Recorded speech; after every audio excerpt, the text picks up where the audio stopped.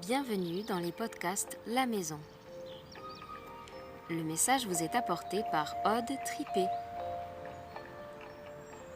Bonne écoute.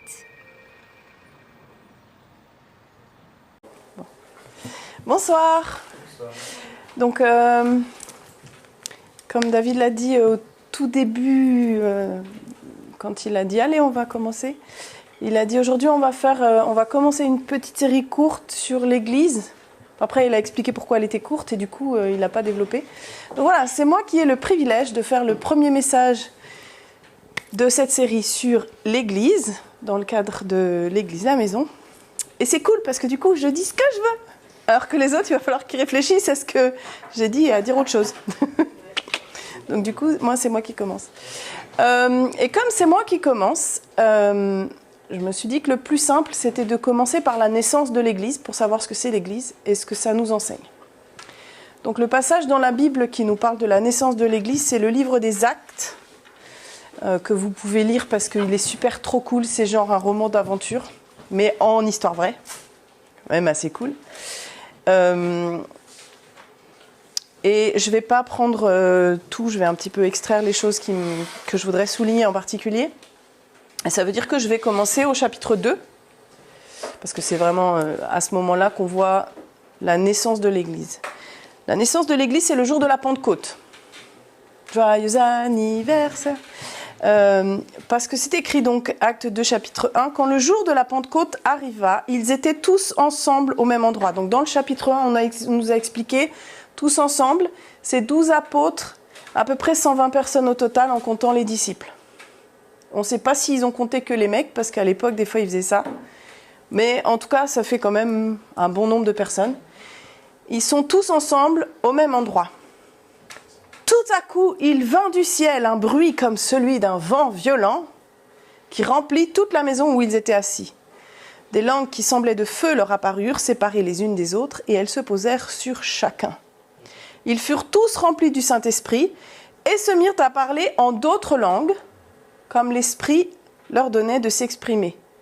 Ça, c'est space, parce que c'est genre, les gars, ils sont pêcheurs, quoi. Enfin, il y en avait un, il était médecin, mais la plupart d'entre eux, c'était des gens simples, quoi.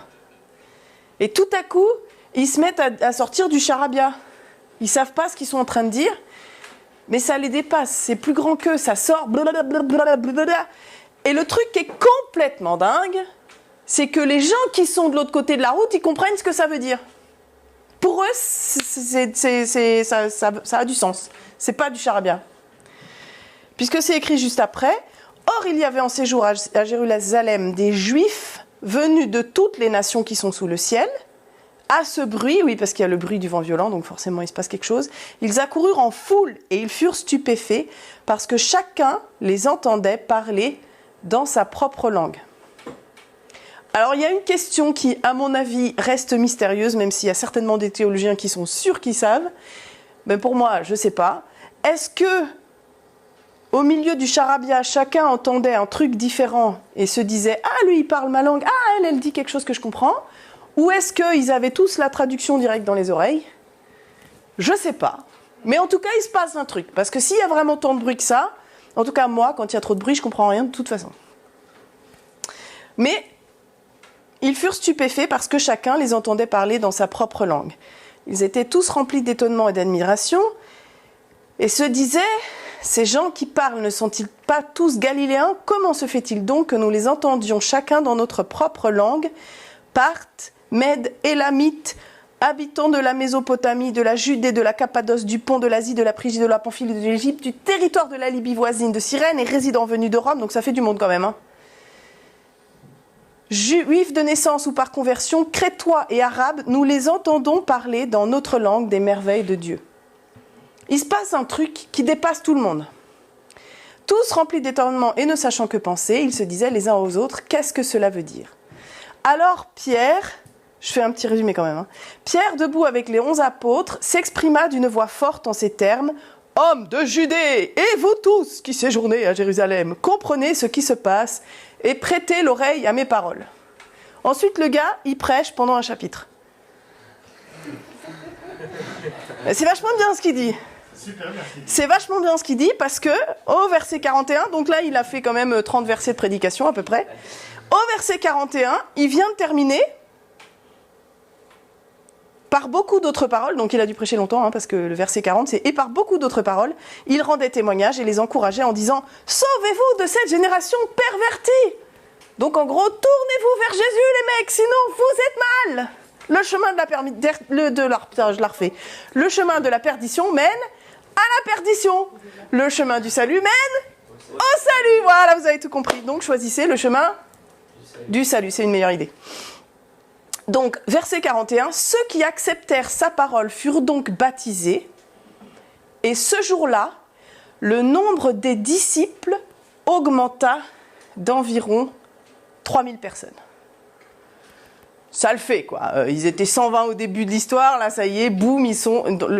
Juste, il a prêché. Bon, entre-temps, il y a eu quand même le Saint-Esprit qui est passé, ça a fait la différence, mais 3000 personnes sont ajoutées à leur nombre. C'est là qu'on dit historiquement qu'arrive la naissance de l'Église.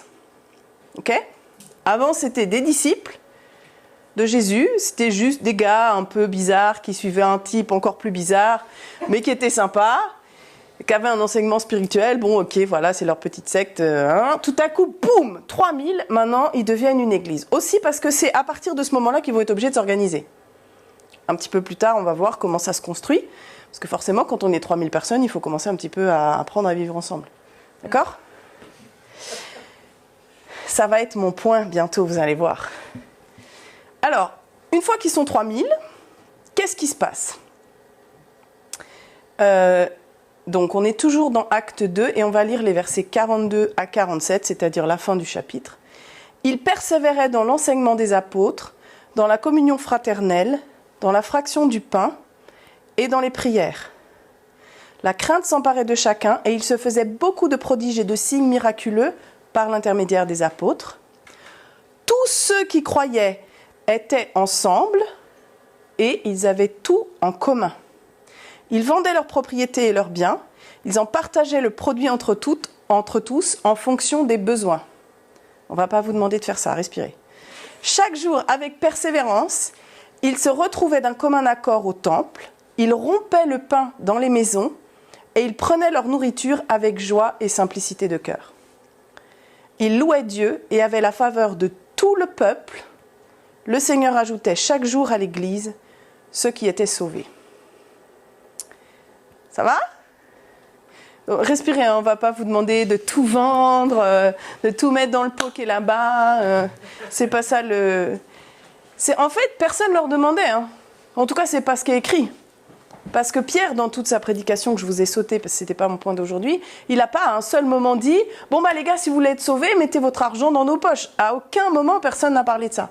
C'était quelque chose qui venait directement du Saint-Esprit.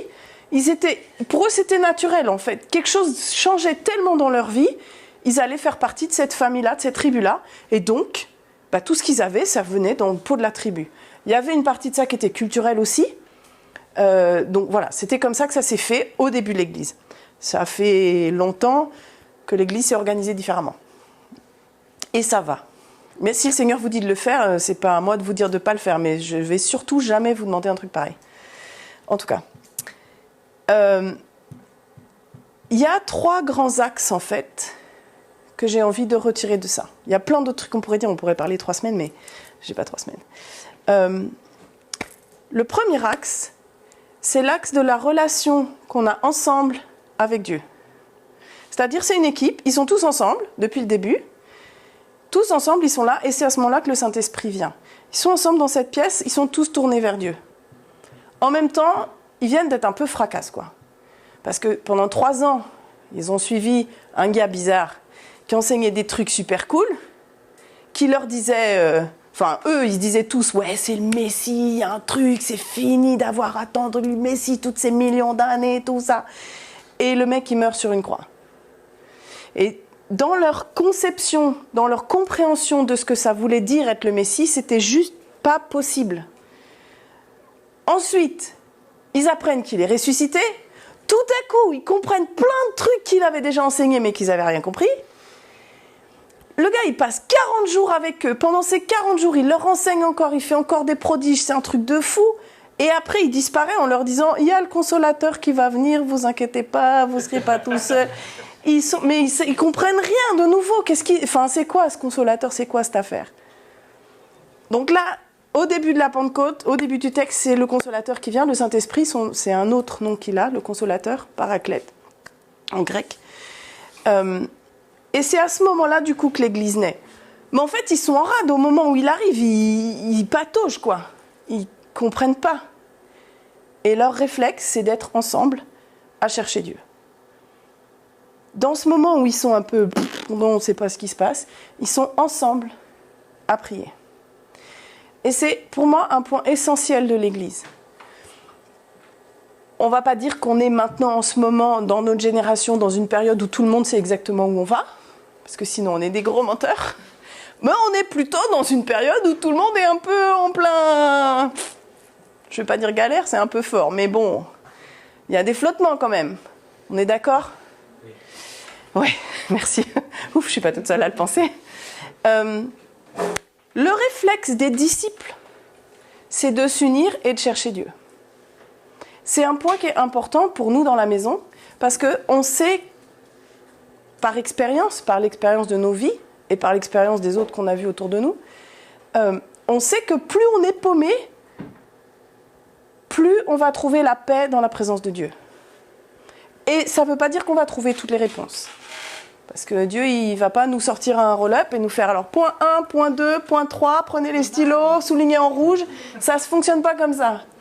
Mais par contre, ensemble, il nous conduit, ensemble, il nous donne cette présence du Saint-Esprit qui nous permet ensuite de comme décoder ou en tout cas trouver nos marques, trouver suffisamment de paix pour savoir quel est le pas suivant. Okay ? C'est une valeur qui est importante pour nous en tant qu'Église de la maison, de se dire, voilà, quand ça devient un peu trop flou, là, le bon réflexe, c'est de se mettre ensemble et de chercher Dieu.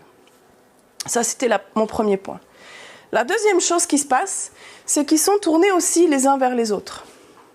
Alors, là, l'expression de ça, elle est très forte. Genre, ils vendent tout, leurs propriétés, leurs biens, ils mettent tout en commun et ils redistribuent selon les besoins. Donc, en fait, si ça se trouve, le gars le plus riche, il a le moins de besoins, en fait. Donc, du coup, une fois qu'il a tout vendu, il lui reste plus qu'une banane. Voilà. Parce qu'en fait, il n'a pas très faim. Mais le mec à côté, ça fait 3 semaines qu'il n'a pas mangé, donc à lui, on va lui donner plus de pain. Ok ? Ça, c'était équitable et pas forcément juste. Vous voyez la différence ? On ne va pas donner tout à la même chose, on va faire selon les besoins.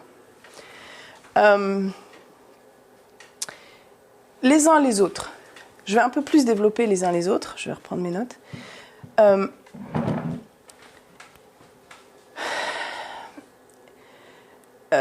Les uns les autres, c'est ce qui nous fait grandir, en fait. Quand on apprend à connaître Jésus, c'est comme quand on apprend à connaître n'importe quelle autre personne.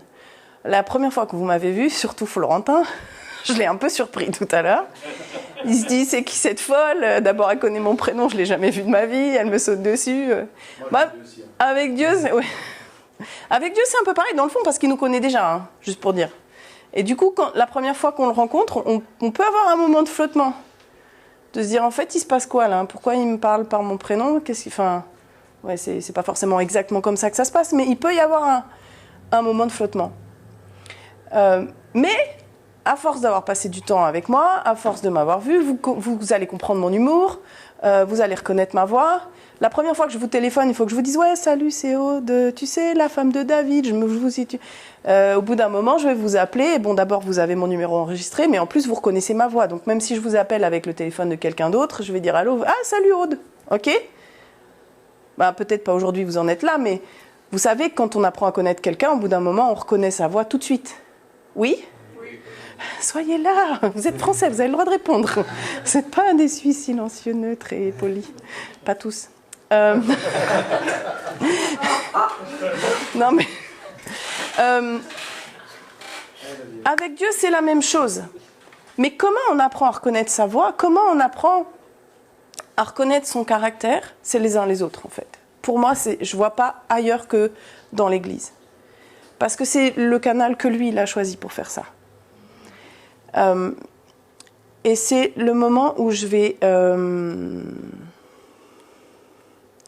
donner une partie de témoignage.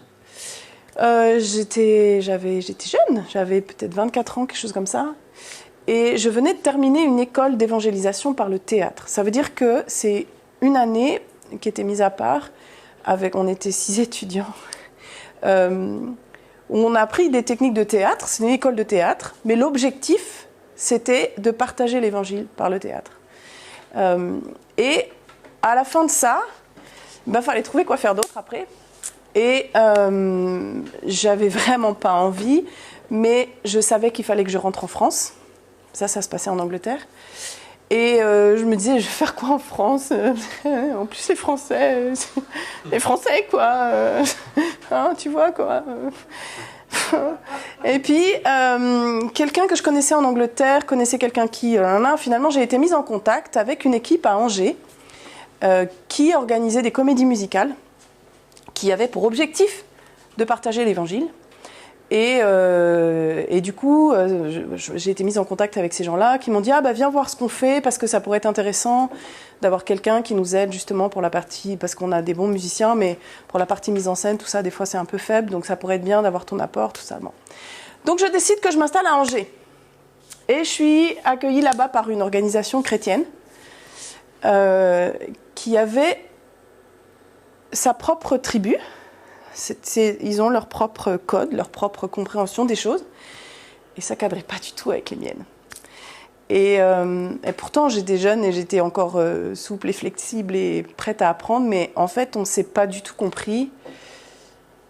Bon, c'était un petit peu dommage.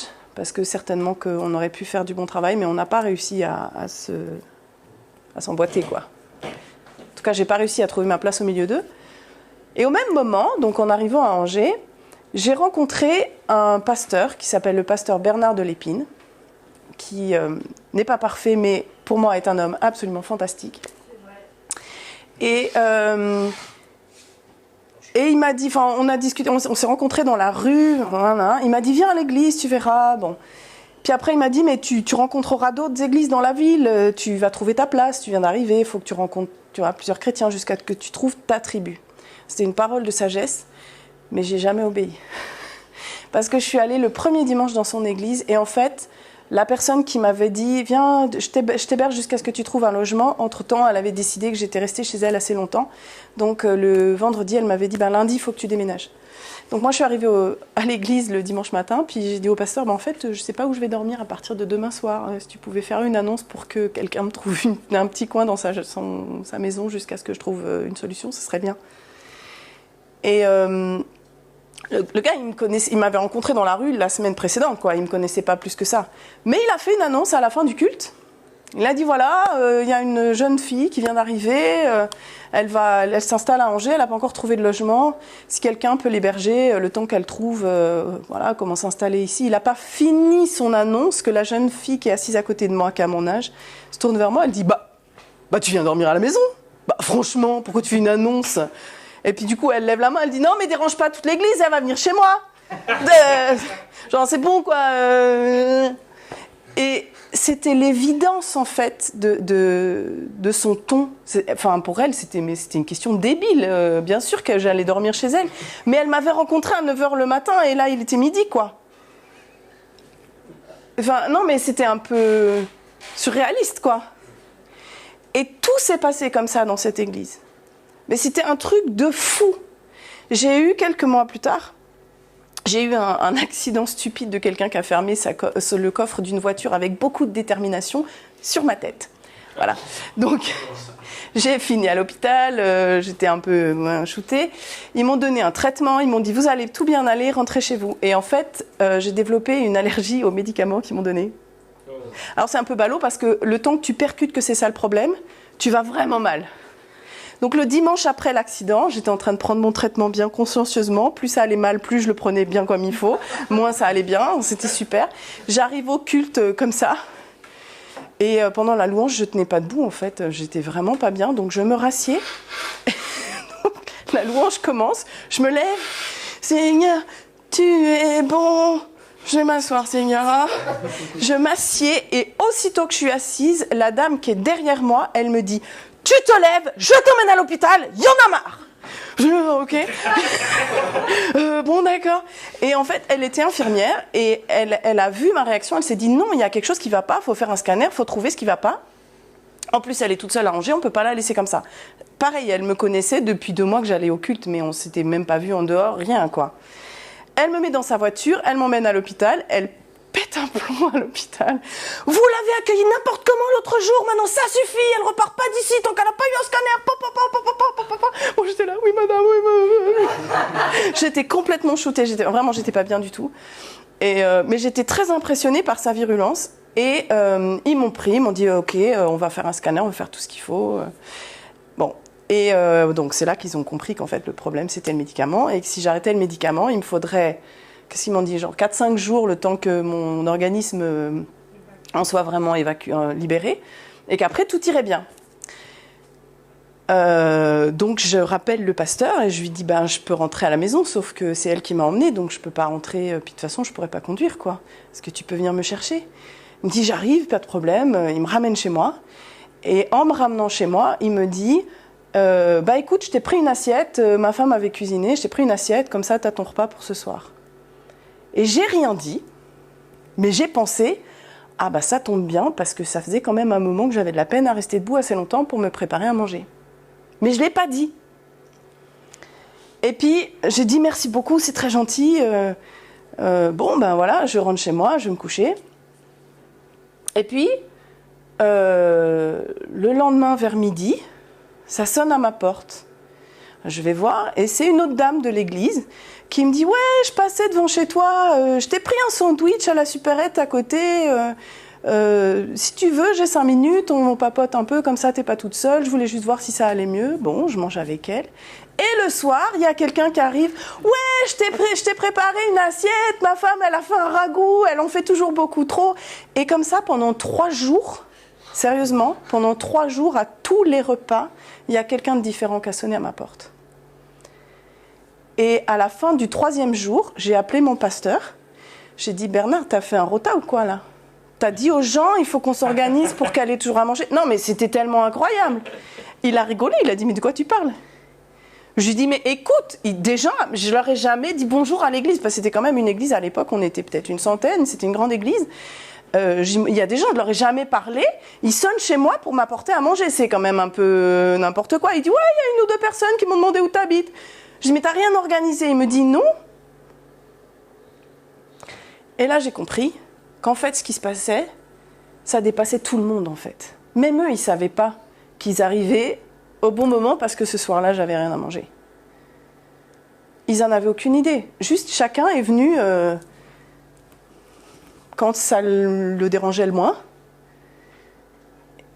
Et chacun est venu à un moment qui m'a béni mais sauvé quoi. En vrai, je ne sais pas comment j'aurais fait parce que je tenais pas debout.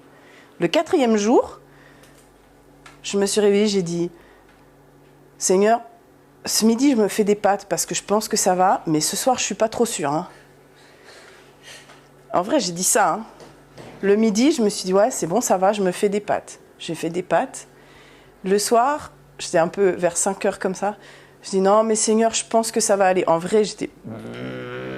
Dès que je me levais, j'avais le vertige et tout. Je dis non, mais Seigneur, ça va aller, ça va aller. Ouais, tu parles. À 6 heures, il y a une voisine de l'immeuble, qui était, mais alors pas du tout dans la foi, qui sonne, qui me dit « Ouais, je voulais te dire, tu sais, l'autre jour, tu m'as rendu un service. Ouais, je t'ai pris une pizza, juste merci, quoi. » Je suis restée comme ça, j'ai cru que j'allais pleurer. J'étais là, merci, j'ai besoin de m'asseoir, j'ai la tête qui tourne, mais merci. et voilà. Et donc, j'ai pas eu besoin de compagnie parce que j'ai pu gérer de mettre une pizza au four, ça allait quand même. Mais c'était un truc de fou. Et je pense toujours à ce moment-là, quand je pense à ce passage les uns les autres. Aimez-vous les uns les autres. En fait, dans la parole, rien que dans l'évangile de Jean, pourquoi tu t'es mis en veille, toi ?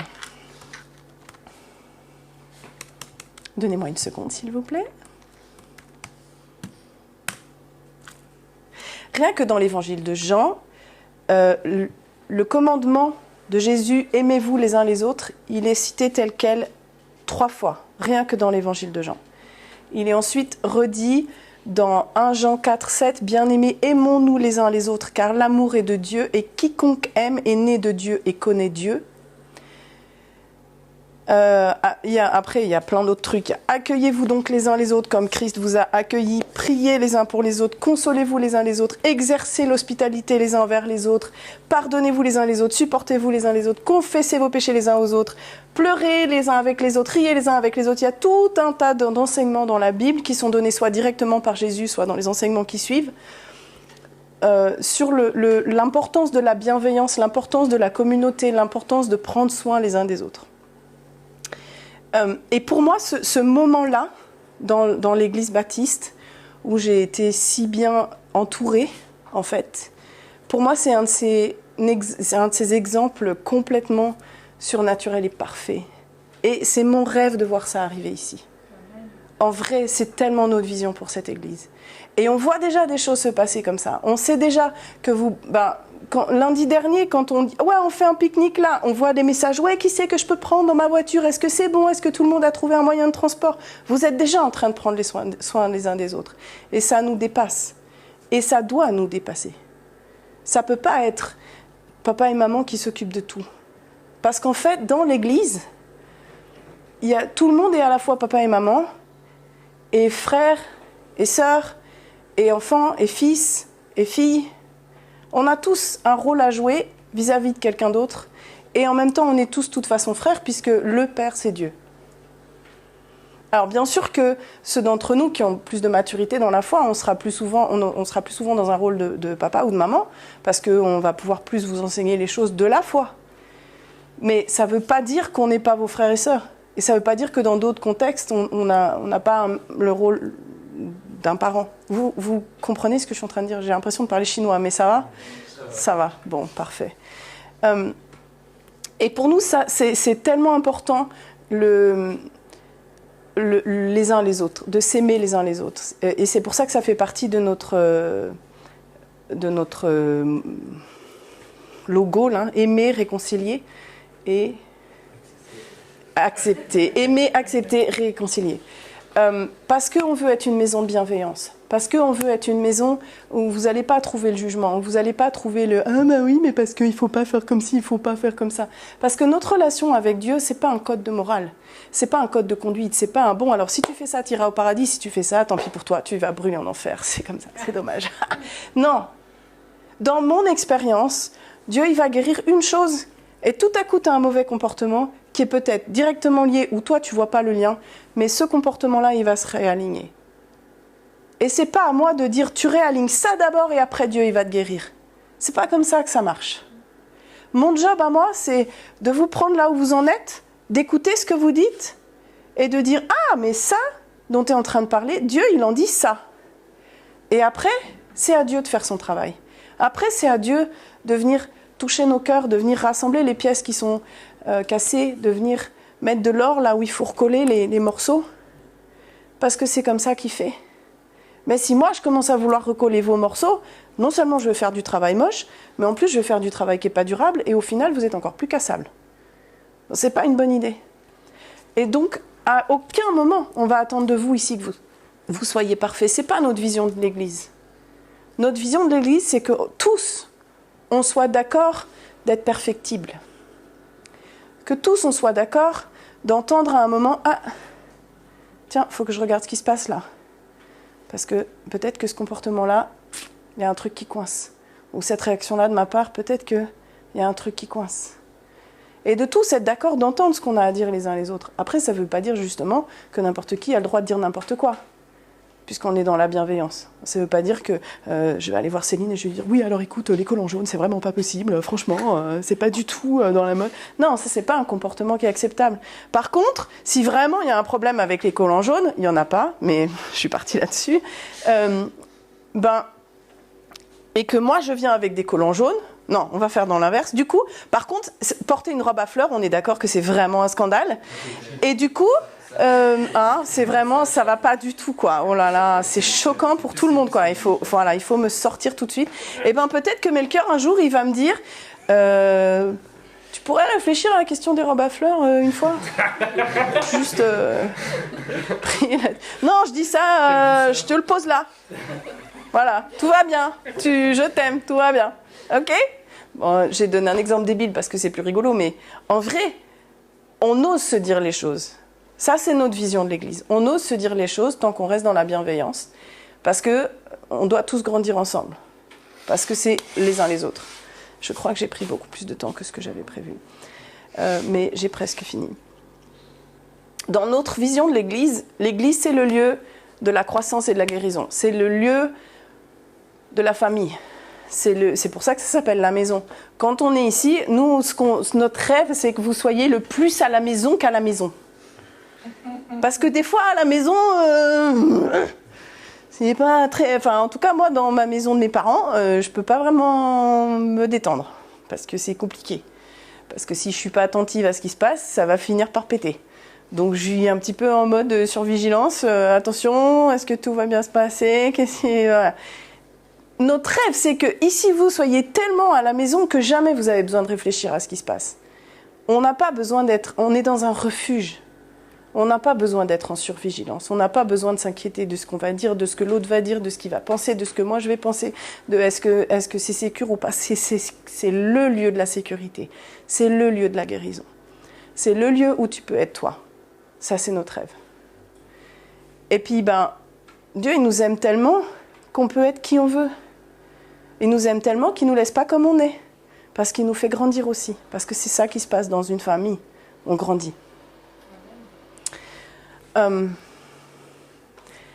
Et dans cette église à Angers, dont je vous ai parlé avant, pour moi, c'est une église dans laquelle j'ai énormément grandi et j'ai guéri énormément de choses. Parce que, franchement, j'étais pas une fille facile à l'époque. Hein. En vrai, je les ai plusieurs fois secouées et vraiment, je leur ai donné du travail.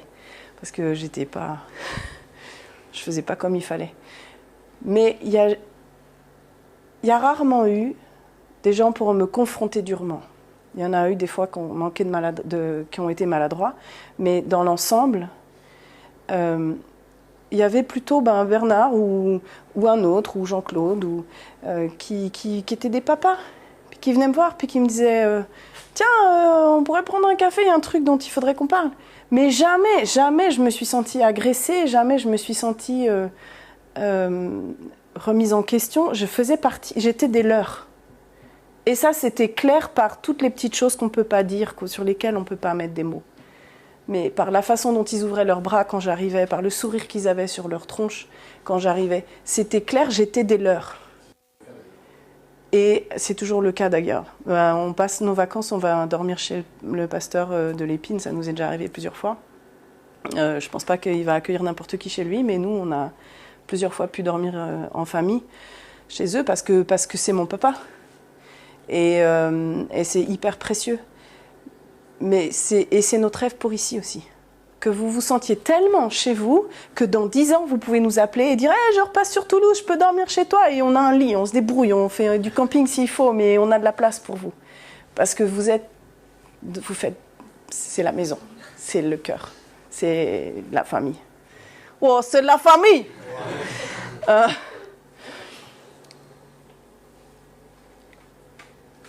Et en fait, voilà, c'était ça le dernier point que je voulais donner. Donc j'en suis à ma conclusion, si jamais il y en a des gens qui ont besoin de le savoir. Il y a des gens qui ont besoin de le savoir. Comment on peut savoir ? Parce que je disais avant qu'il y a une autre organisation chrétienne avec laquelle j'ai voulu travailler. En fait, ça n'a pas du tout matché. Je n'ai pas pu rester avec eux. Et qu'est-ce qui fait que ça marche dans une famille et pas dans une autre ?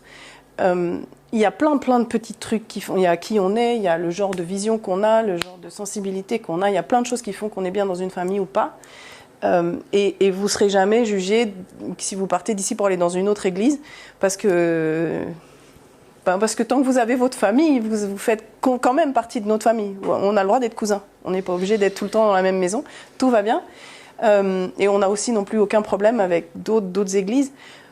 Mais il va y avoir un groupe, il va y avoir un rassemblement qui va se faire, et pour moi, il est opéré par le Saint-Esprit. Et lui, ça ne lui pose pas de problème qu'avec sa chanson à lui, tu ne vas pas vibrer, mais avec sa chanson à lui, oui. Donc tu vas venir chanter avec lui. Ça ne veut pas dire que sa chanson, elle est nulle. Elle fait vibrer d'autres personnes. Et pour moi, c'est le Saint-Esprit qui nous rassemble en famille. Pour moi, c'est le Saint-Esprit qui fait que quand je suis arrivée, quand j'ai croisé le pasteur Bernard, je vous dis, j'ai pas obéi quand il m'a dit « Va visiter les autres églises pour voir avec qui t'es bien ». J'ai pas obéi parce que je savais que j'étais bien avec eux. Parce que le premier dimanche, cette fille, elle s'est tournée, elle s'appelle Lydiane, elle fait toujours partie de nos amis. Elle s'est tournée, elle a dit « Bah bien sûr, tu viens dormir chez moi ». Et c'était tellement évident que c'était devenu ma famille aussitôt. Et pour moi, c'est le Saint-Esprit qui fait cette évidence, parce que c'est pareil, elle me connaissait depuis 2 heures quand elle m'a invitée, j'ai habité chez elle pendant 1 mois quand même. Et elle avait un petit studio.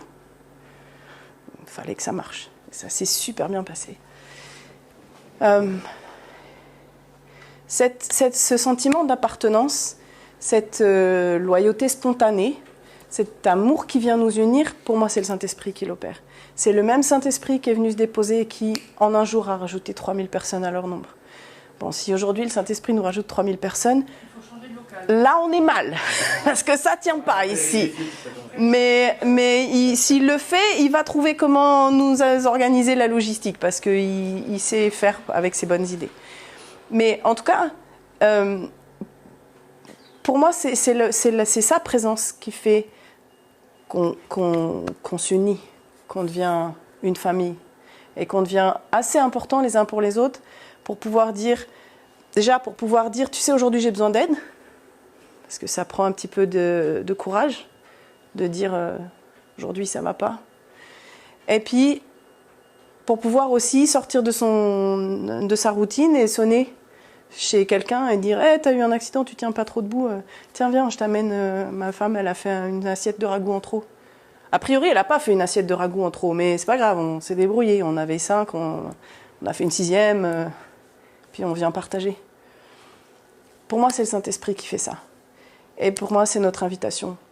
Pas seulement ce soir, mais dans la vie de notre Église, dans les choses qu'on vous propose, c'est cette vision-là qu'on a de l'Église. Les uns les autres, ensemble, et tourner vers Dieu.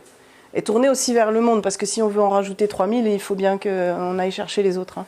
Il y en a encore plein d'autres qui ont besoin de cette union-là qu'on vous propose. Donc, n'hésitez pas à les rajouter à notre nombre, ou en tout cas à leur proposer. Après, c'est Dieu qui le fait. Pour moi, c'est ce qui se passe quand on prend la communion. Tiens, viens, on va amener ce qu'il faut. Quand on prend la Sainte Seine, merci. On est en train de faire la déclaration qu'on est ensemble, parce qu'on prend ensemble, qu'on prend soin les uns des autres, parce qu'en général on prie les uns pour les autres quand on le fait, et qu'ensemble on va se tourner aussi vers les autres qui ont besoin encore de cette présence, de cette famille, de cette appartenance. Et à mon avis, c'est dans cette appartenance qu'on peut continuer à comprendre qui il est. Autant c'est lui qui nous amène dans l'équipe, autant c'est dans l'équipe qu'on comprend de mieux en mieux qui il est. Et qu'on peut guérir les choses qui nous empêchent de voir qui il est. Je parle toujours pas en chinois ? Super. Donc pour moi, quand on prend la communion, on déclare ces choses-là, et donc on lui donne ce pourquoi il a payé. Parce que son sacrifice, il n'était pas pour rien. Il n'est pas allé sur la croix juste pour pouvoir dire « Regardez les mecs, je suis un super-héros, dans 3 jours je reviens vivant ». Il est allé sur la croix pour que nous, on ait le droit de faire partie de cette tribu et d'être libérés par sa présence et d'être ensemble, d'avoir une famille, d'avoir une tribu qui prend soin de nous et dont on prend soin. Et donc pour moi, je vais vous inviter à venir communier maintenant, mais pour moi, c'est vraiment lui donner ce pourquoi il a payé. C'est vraiment déclarer devant lui qu'on sait que c'est à ça que ça sert, son sacrifice. Ça sert à ce qu'on soit ensemble et à ce qu'ensemble on s'approche de lui pour qu'il puisse continuer à nous libérer et à en libérer d'autres avec nous. Ça va ? Je vais juste prier, puis après on va pouvoir prendre la communion. On va faire comme d'habitude, vous prenez chacun, puis ensuite vous mettez en groupe, vous priez les uns pour les autres. Et ma prière à moi, c'est que pendant ce temps, vous puissiez encore recevoir une portion du Saint-Esprit qui vienne encore vous consoler, encore vous bâtir. Ça marche ? Jésus, merci pour le sacrifice que tu as fait et pour les enseignements que tu nous as donnés pour comprendre à quoi ton sacrifice a servi. Merci pour les prodiges que tu as opérés et pour les enseignements que tu as donnés pour nous montrer qu'aujourd'hui on puisse comprendre de quoi tu nous rachètes, qu'est-ce que ce sacrifice paie. Et ce sacrifice paie pour toutes les solitudes, ce sacrifice paie pour tous les sentiments d'être perdu. Ce sacrifice paie pour tout ce qui nous éloigne de t'appartenir, d'appartenir à la famille que tu nous proposes. Et Jésus, merci pour le corps que tu as accepté d'être meurtri pour que nous en formions un corps. Un corps qui va apprendre à fonctionner, apprendre à agir de plus en plus selon tes valeurs, de plus en plus avec ton cœur, avec l'amour que tu as pour nous et que tu nous proposes d'échanger les uns avec les autres et d'échanger avec le monde. Jésus, merci pour le sang que tu as été d'accord de faire couler, pour qu'on apprenne de mieux en mieux à vivre dans ta paix, à pas être troublé par ce qui se passe partout autour de nous, mais à grandir dans ta paix. Parce qu'on sait que, comme je disais au début, quand on est perdu, c'est auprès de toi ensemble qu'on va trouver quel est le pas suivant et un pas à la fois. Tu nous montres le chemin.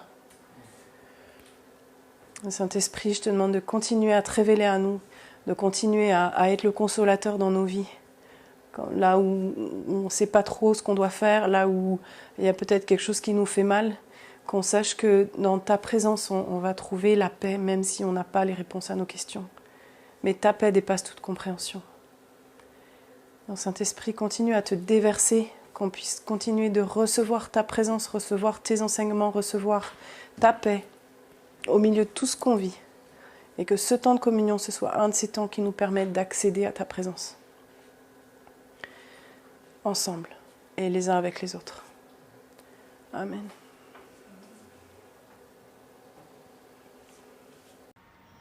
C'était Aude Tripé pour les podcasts La Maison. Si toi aussi tu recherches une famille en Christ, n'hésite pas à nous contacter. On sera très heureux de te recevoir entre frères et sœurs.